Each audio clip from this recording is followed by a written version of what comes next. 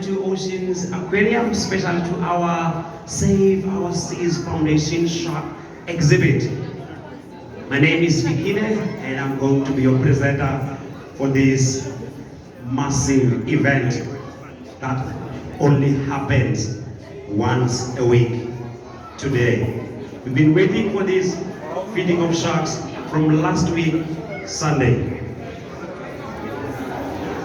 Sunday to yesterday, all the visitors were asking me, Fikine, when are you feeding sharks?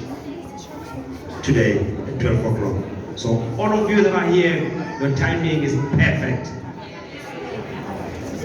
But I'm going to explain later on of why are we feeding sharks a week. Because it sounds cruel, eh? Feeding animals once a week while we're eating 3 times a day, every day. Before the starting of the main event, if you look from both screens, it's a camera view, it's a surface of this tank. That's how this exhibit look up above. And we're going to keep our eyes from both screens. When you see movement up and down there, and it will be divers and dive supervisors, and they'll be getting ready to feed these giants of the ocean. Sharks. Little bit about this exhibit, Save Our Seas Foundation Shark exhibit. It is the biggest one in the aquarium with 2 million liters of seawater. Yes. I'm going to ask dads and moms, please take the kids away, because if one is there, all of them will come there and we don't have a crisis. Thank you very much, Daddy. I know it's going to be a mission, but please, thank you very much.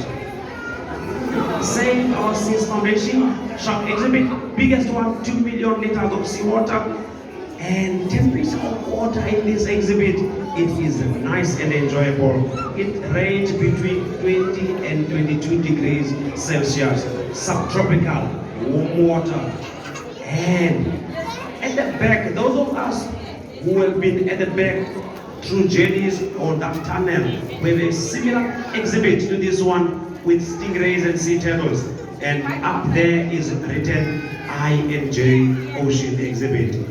And we're naming that after I&J because I&J sponsors us with food. Even the fish that we're going to be feeding sharks in here come from I&J. Just like Save Our Seas, they are also our sponsor. And we tend to name our exhibit after the sponsors. But our I&J Ocean exhibit is the second biggest with 1.6 million liters of seawater. Temperature, little similar but more warmer than the shark exhibit. I&J is between 20 and 24 degrees. Indian Ocean, warm water, nice and enjoyable, but it's slightly smaller than this one. And both of them are warm water exhibit and nice and enjoyable. And behind you, we have Kelp Forest exhibit. Kelp Forest exhibit is doing very best when you're coming from the penguin exhibit. And Kelp Forest represents the Atlantic Ocean. It represents Cape Town waters. When you talk of Cape Town, you talk of that exhibit. With kelp and the temperature, 2 things. The plants that are there only grows in cold water oceans, which is Atlantic Ocean. And temperature of water in the Kelp Forest is between 9 and 14 degrees, and it's very cold, just like Cape Town water. In Cape Town, very different. We say Cape and KwaZulu-Natal. We don't summer all year round. We don't swim any time of the year. We swim when the weather forces us to swim. Even so, our water in Cape Town, it makes your bones sore. And in all the 3 major exhibits that I mentioned, our viewing panels, the windows that we are looking through, are made up of acrylic plastic. There you go. There are the divers getting ready. Yep. It's 2 divers with the dive supervisor in between. Nick is going to be supervising them. And our divers will be 18. Who else? I think 18 and Marcelo. There you go. Now, look at them. Look at them. They're going to this side, and where they're going to that platform is right there. They're going to appear right in front of you guys exactly to that cave. Yes, and they go. At first, they're gonna come down to place a GoPro camera. That GoPro camera is going to be mounted on the window, face into that cave. They will go up to the surface again and go fetch food. Yeah. Then we're going to start the event. As I was mentioning that these panels, 4 sections, it's acrylic plastic, not glass. Guess how thick it is? Yeah. This block behind this gentleman is the thickness of this window, and it is 28 centimeters thick. Yes. The size of the ruler, we take away 2 centimeters, and it's 28 centimeters, and it's acrylic plastic. We're using acrylic plastic in all these major exhibits for several reasons. One, doesn't magnify. Everything that you are looking at is true to size. Of which, if these panels were from glass, sharks, fish will appear bigger than they are. So with acrylic, no distortion, but you're looking at it's really that big or that small, and it's stronger than glass. If this was glass, to stand the pressure of 2 million liters of seawater, this aquarium is semi-open. We are pumping our water outside in the harbor, and it comes and goes. But we are pumping the water, monitoring the outside water, because outside water is not always clean as this water. And we have a team that called the water quality team. They go check the salinity levels, the pH levels, all of that. And if they are happy with the conditions of the outside water and compare with the inside water, we let water flow, circulate in and out, in and out. But if you are unhappy with the conditions of the water outside, we don't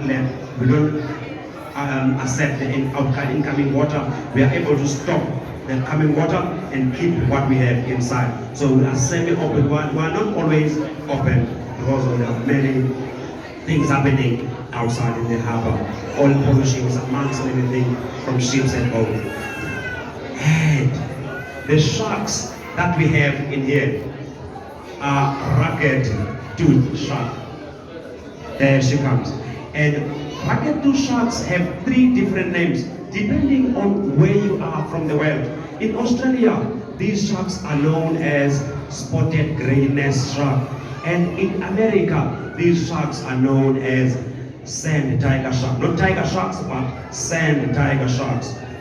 Here in Mzansi, South Africa, I think we gave the best name. From that smile, we gave the name. Look at that, showing teeth. Reggies in short, or ragged-toothed sharks. And look behind the tummy under, in front of the tail, with those 2 wings like things. There you go. Please wave to the dog. They can't hear us, but they can see us. Wow.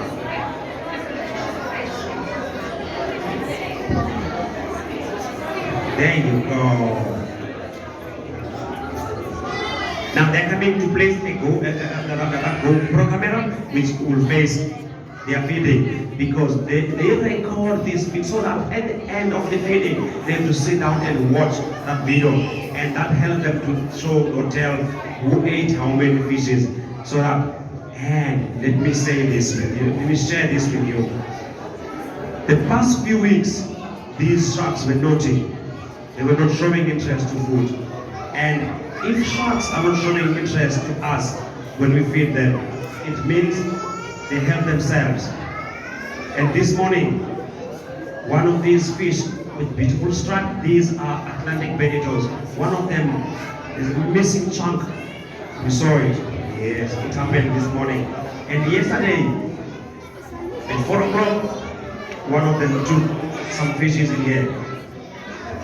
We are not happy about that, because it's a mission to collect some of these fish, and some of them are critically endangered. You can't even find some of these fish. You can't even find them out in the wild as they've been overfished. Now, with these sharks eating them, it's no. But what can they do? Nothing. Even though we are unhappy about it. And now the divers are going to collect food, and you can see the behavior of the shark. they can smell that the food is already in the water because the bucket of container is right exactly where that diver is, and it's already dripping the blood, and they go and smell it. Yeah. Did you notice that when the divers were mounting a GoPro camera, one diver was having a camera and the other diver had two black and white sticks. Those are directing stick or guard stick. It's actually a broomstick, really broomstick. We painted in black and white, not the really gun directing stick. And we are using that to guide the shark. If sharks too close to the diver, they use that to push sharks away. And the question that was asked several times to me is, are divers scared of being bitten by sharks? Do sharks eat people? What do you think? I know they've been painted as human eaters by media and movies. Sharks are not human eaters. Sharks love eating fish. Sharks love eating seals and penguins and many other sea animals. And we human beings, we are not part of that diet. There you go. Now, look at that. Now, each diver is having his equipment, a fork for fish. They're going to put the fish in it, and a guiding stick if the shark is too close.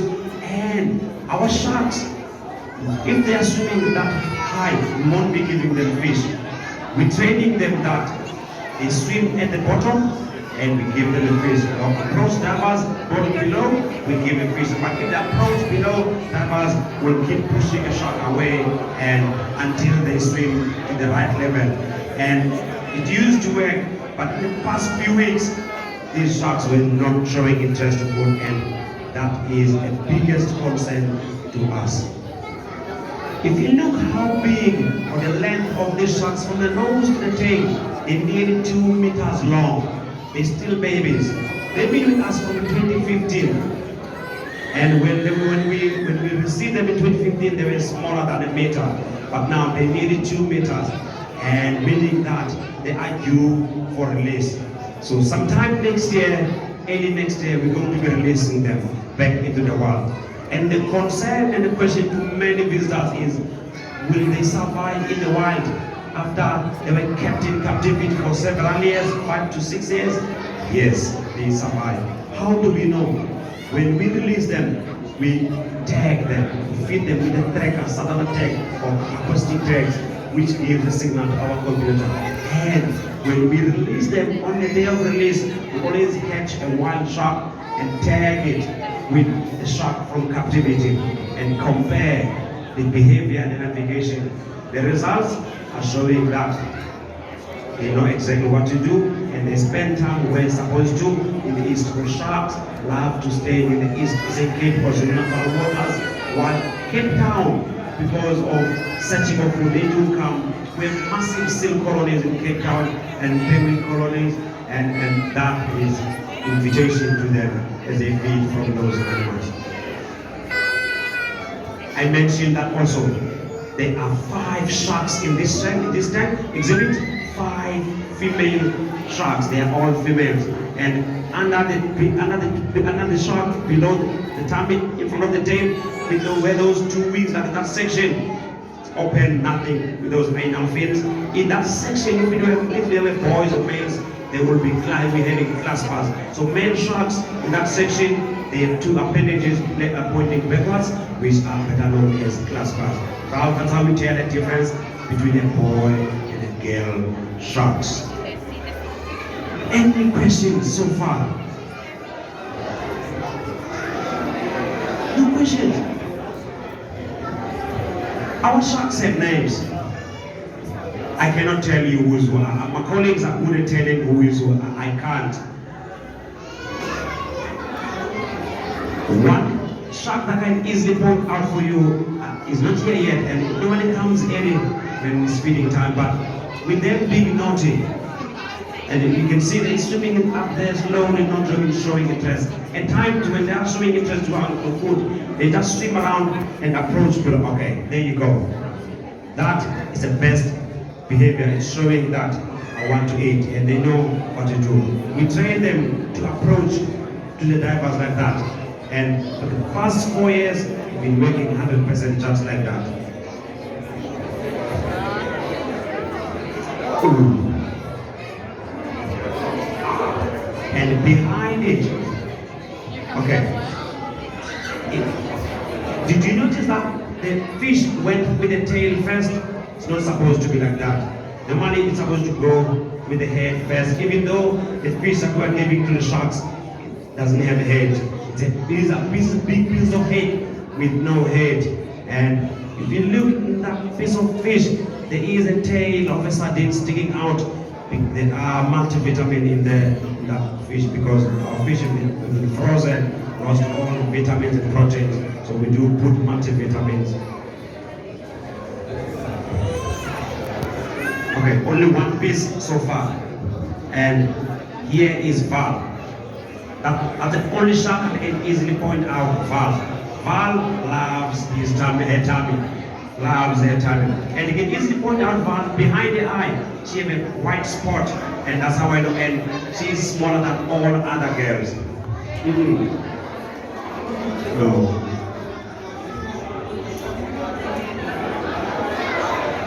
Okay, there you go.